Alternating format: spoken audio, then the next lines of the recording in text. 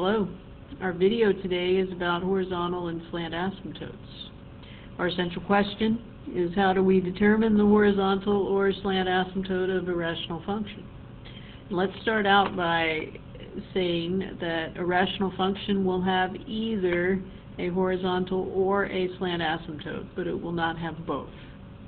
So let's go ahead and jump into how we determine those. I've made a chart here, and we'll go through them one by one. So the first one we're going to, the first situation we will tackle is the one where the degree of the numerator is less than the degree of the denominator. Now remember that degree is equal to the biggest exponent. If the degree of the numerator is less than the degree of the denominator, then we have a horizontal asymptote at y equals 0. Let's go ahead and show you an example of that. We have this example that f of x is equal to x squared minus 5x plus 1 divided by x cubed minus 2x squared plus 3x plus 5. This is clearly a rational function because it has an x in the denominator.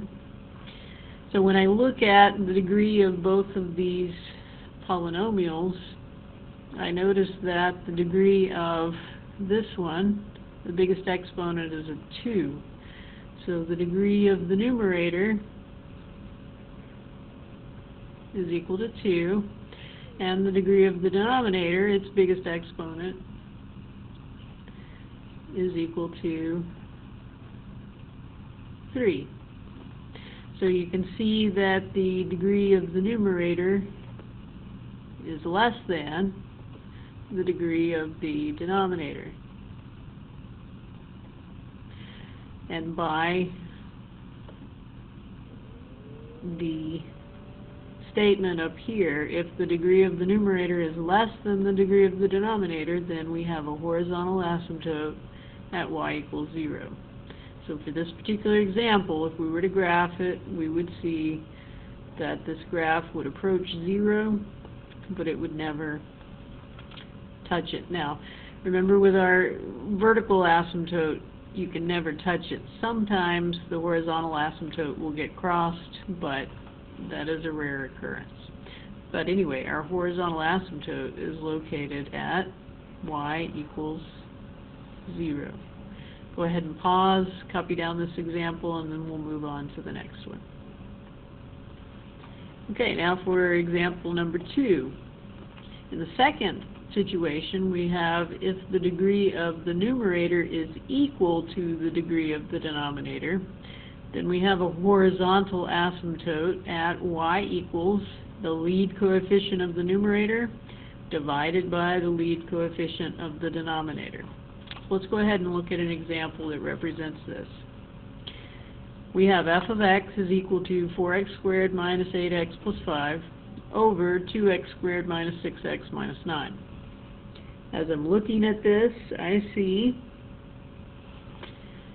that the degree of the numerator is 2,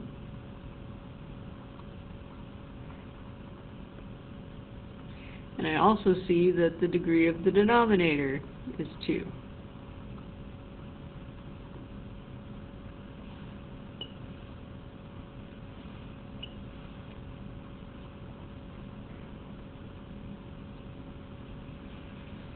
So by this information, I can see that the degree of the numerator equals the degree of the denominator.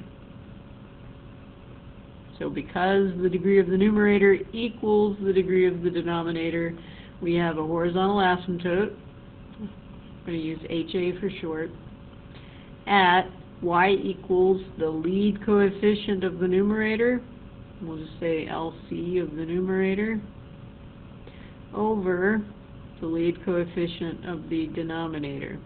So I need to go back to my terms where I found my degree. I need to find its lead coefficient.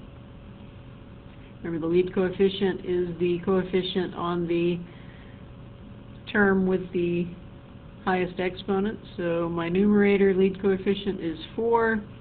My lead coefficient for my denominator is 2, and so I would have a horizontal asymptote at y equals 4 over 2, which can be reduced down to 2 over 1 or just 2. So we have a horizontal asymptote at y equals 2. Go ahead and pause and copy down this example. Okay, now for our third and final example. If the degree of the numerator is greater than the degree of the denominator, then you will have a slant or oblique asymptote. And we find it by performing long division, the numerator divided by the denominator. So let's go ahead and work on this example. In our example, we have f of x is equal to x squared minus 5x plus 6 over x plus 1. Now, by this information, I can see from the degree of my numerator is 2. The degree of the denominator is 1. That's the exponent on the x. So my degree of my numerator is larger than or greater than the degree of the denominator. So because of that, that automatically means that I do not have a horizontal asymptote. And if there's no horizontal asymptote, then that means that I'm looking for a slant asymptote. So we need to determine the slant or oblique asymptote.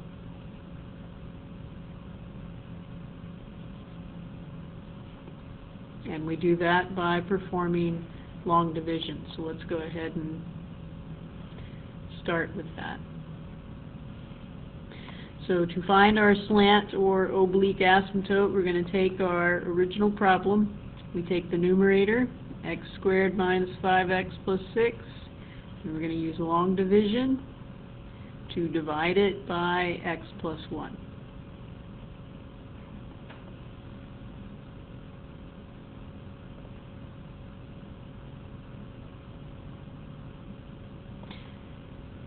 So let's go ahead and start up with that. We've got x plus 1. We want to know what to multiply by x so that we get x squared. Again, remember to have all of your missing pieces. If any of the terms are missing, fill them in with zeros. X times x is going to give us x squared. X times 1 will give us 1x. Remember, our next step is to change our signs. So this becomes negative x squared, negative 1x, combined by adding x squared plus a negative x squared cancels out. Negative 5x and negative 1x gives me a negative 6x. Bring down your 6. Negative 6x plus 6 divided by x plus 1. We are going to multiply x by a negative 6 to get negative 6x. Negative 6 times x, we get negative 6x. Negative 6 times 1, we get negative 6. Change the signs. This becomes positive, this becomes positive, and the 6x's cancel. 6 plus 6 is 12. Now, when you are doing your long division for your slant or oblique asymptote, you're going to take the answer that you get up here, and it's going to be your slant or oblique asymptote. So my slant or oblique asymptote, we'll just call it SA for short, is going to be y equals x minus 6. If you have a remainder, you don't worry about it. All you're interested in is what you got up here when you divided it. So this is your final answer. It's in the form y equals x minus 6. It's a line, so I should not have any kind of exponent up here. It should just be y equals some number times x plus some other number. So an mx plus b form. Okay, so not only will you find that you will have a slant or oblique asymptote, but you will also, if the degree of the numerator is greater than the degree of the denominator, it can be no greater than 1 degree higher than the denominator. If you have anything above that, then you're not going to have any horizontal or slant asymptote at all. So the degree can only be 1 degree greater than the denominator.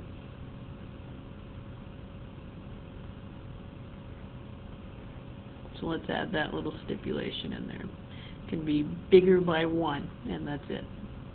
Alright, that's it on your notes for today. We will practice some more with this tomorrow, so make sure that you've copied your notes, and we'll see you in class tomorrow. Have a good evening.